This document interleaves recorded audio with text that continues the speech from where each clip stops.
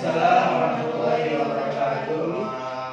Saya Axel Ferry Fatahila dari kelas 1C Pendidikan Matematika ingin menjelaskan tentang kalkulus di contoh 3.4.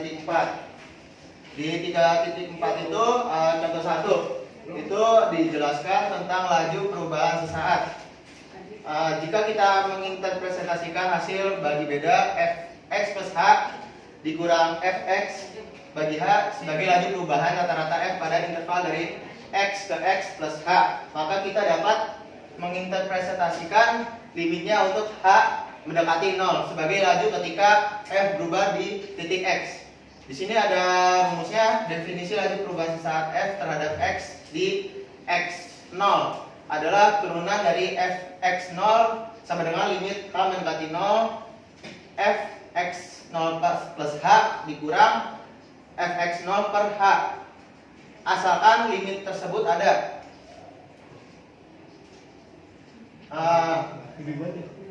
Jadi laju perubahan sesaat adalah limit laju perubahan rata-rata.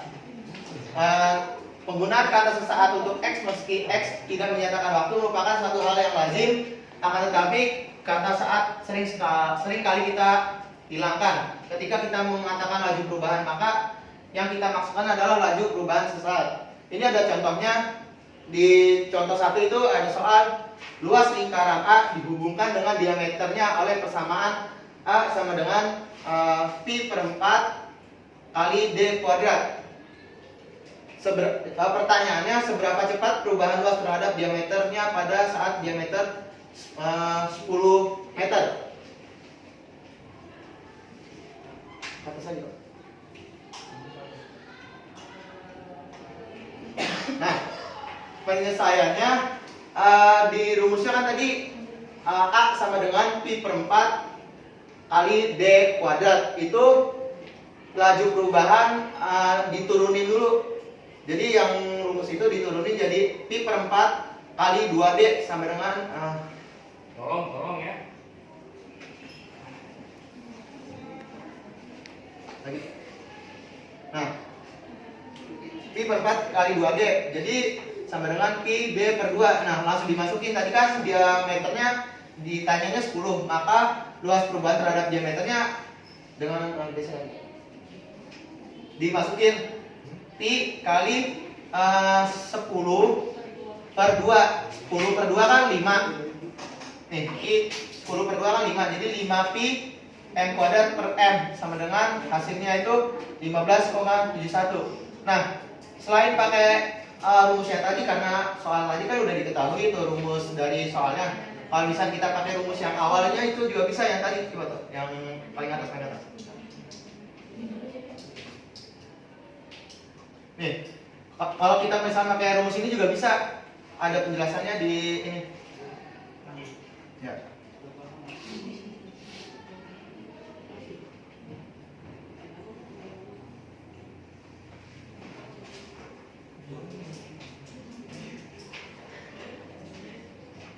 Nah, kan rumus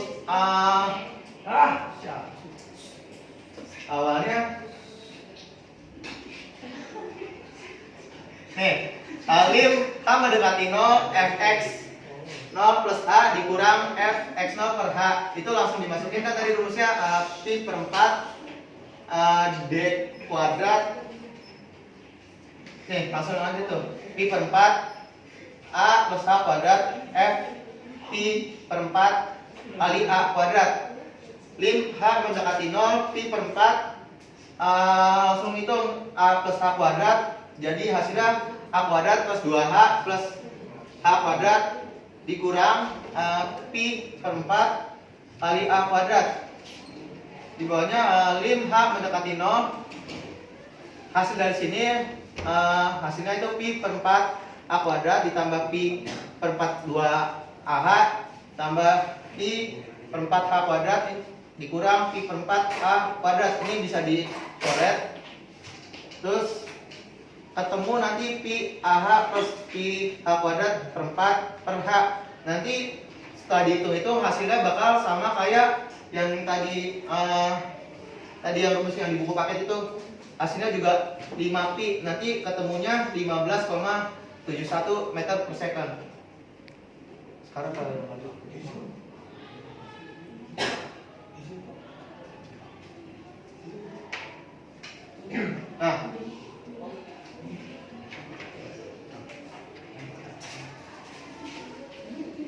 Nah, sekarang kita masuk ke materi gerak sepanjang sebuah garis, perpindahan, kecepatan, laju, percepatan, dan sentakan. Andaikan sebuah benda yang dipandang sebagai kesatuan massa sedang bergerak sepanjang garis koordinat sumbu S yang biasanya horizontal atau vertikal, sehingga kita tahu posisinya yaitu S. Pada garis tersebut merupakan fungsi waktu T. Jadi fungsinya S itu mempunyai fungsi F T. Perpindahan objek pada interval waktu dari T ke T ditambah delta T adalah delta S sama dengan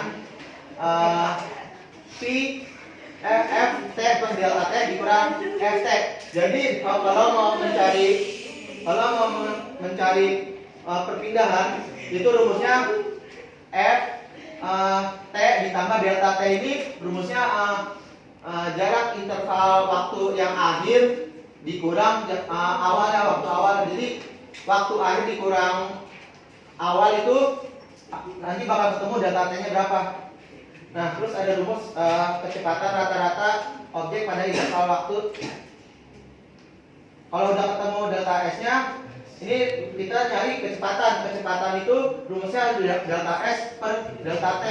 Langsung aja disubstitusi. Delta T-nya itu yang tadi rumusnya waktu akhir dikurang waktu awal, atau bisa juga pakai rumus F T ditambah delta T dikurang V T per delta T. Ini kan delta S ini rumus yang ini pecahan dari yang tadi ditanyain perpindahan objek pada interval ini. Ditanya jaraknya, perpindahan jaraknya. Bawa ini.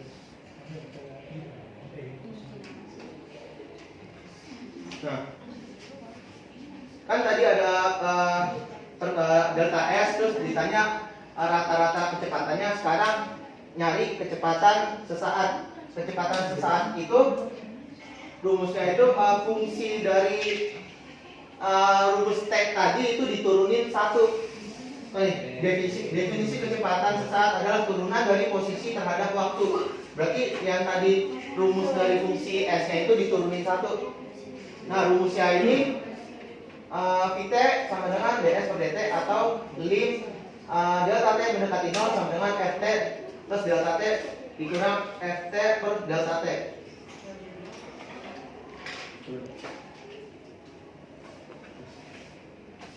Nah, kalau mencari laju adalah nilai mutlak dari kecepatan. Jadi kecepatannya itu tinggal dimasukin ke substitusi ke nilai mutlak ini yang tadi udah diturunin itu.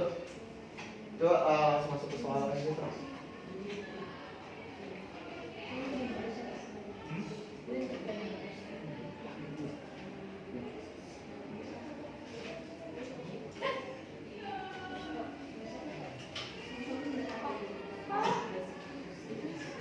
Turun-turun lagi.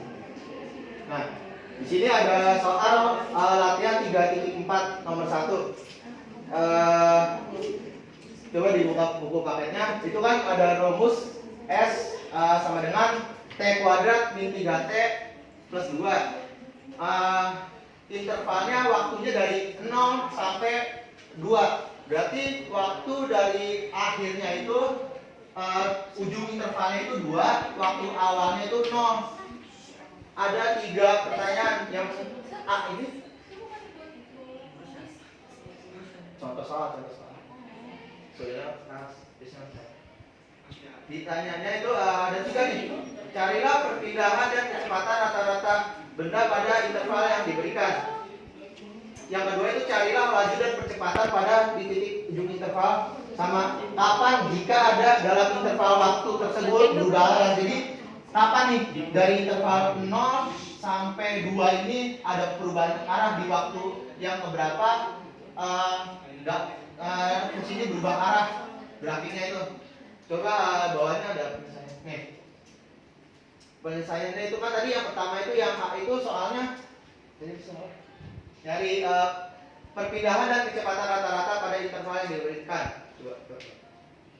Nih, rumusnya itu kan tadi delta S sama dengan F dalam kurung T plus delta T dikurang FT. T-nya kita ambil permisalan di yang gampang aja, kita ambil 0 kan tadi waktunya itu dari 0 sampai 2 ya. Iya. Kita masukin aja yang 0 gampang. Masukin ke T-nya FT plus delta T dikurang FT. FT-nya 0, T-nya 0, masukin 0 ditambah delta T.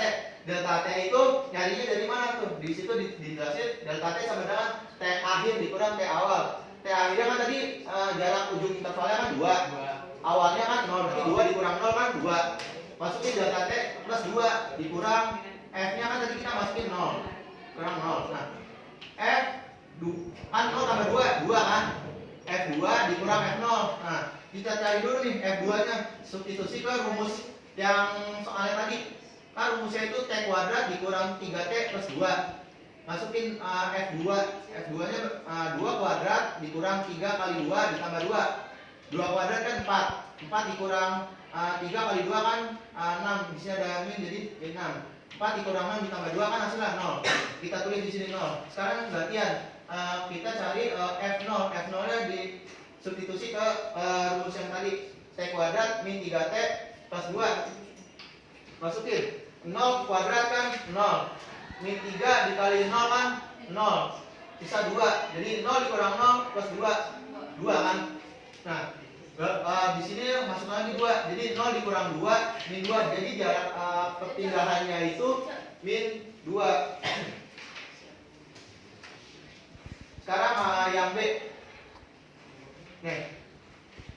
Yang B kan ditanya lajunya berapa. Nah, cara nyarinya itu fungsi dari soal dari si waktunya ini diturunin 1. Jadi kan T kuadrat min 3T plus 2 diturunkan terlebih dahulu menjadi, ini turunan pertamanya berarti 2T min 3 kan. Nah, dikasih mutlak, nilai mutlak. Nah, T-nya kita masukin yang 0 itu tadi biar lebih mudah hitungnya. Jadi kan 2 dikali 0 kan 0. Sisa 3, 0 dikurang 3 min 3. Nilai mutlak dari min 3 kan 3 kan. Satuan dari laju itu 3 meter per second. Yang B itu ditanya laju sama percepatan.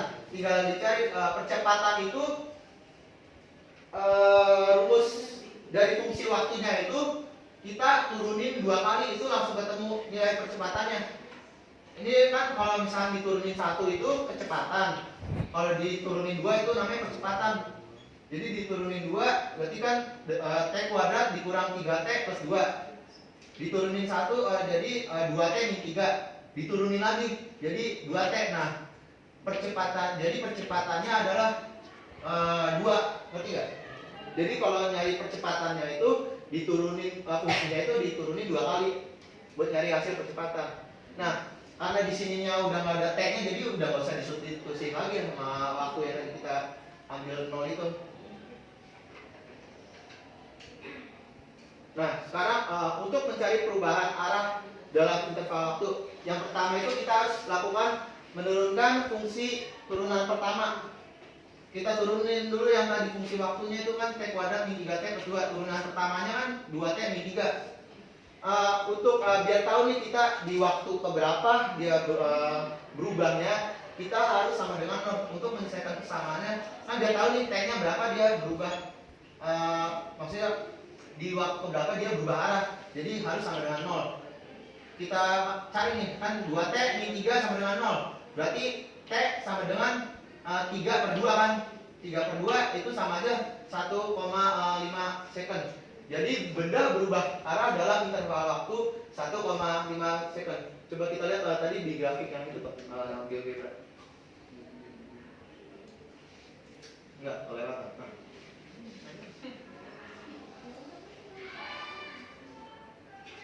Nih. Enggak, dikecilin lagi. Dikit tadi. Nah, ketika yang tadi yang fungsi F2 sama F0 kan nih. Kalau misalkan F-nya 2, Itu berarti X-nya nih. Ini Y-nya. Ketika F-nya 2 itu di sini. F-nya 2, X-nya 2, Y-nya 0. Berarti di sini di zoom top.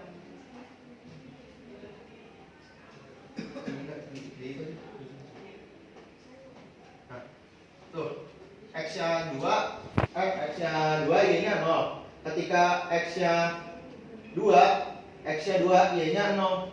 Nah, coba lihat di bawah. Nah, nih, kan tadi berubah arah ketika di 1,5 kan. Jadi grafiknya gini nih. Ini kan turun nih. Iya. Di ketika 1,5 dia berubah arah langsung naik lagi kan. Nah, caranya gitu. Biar ketahuan dilihat dari gambar grafiknya. Kita misalnya buat pembuktian dia benar nggak berubah arah, kita harus bikin grafiknya itu. Di sini kan benar nih, langsung ketahuan berubah arahnya di titik 1,5.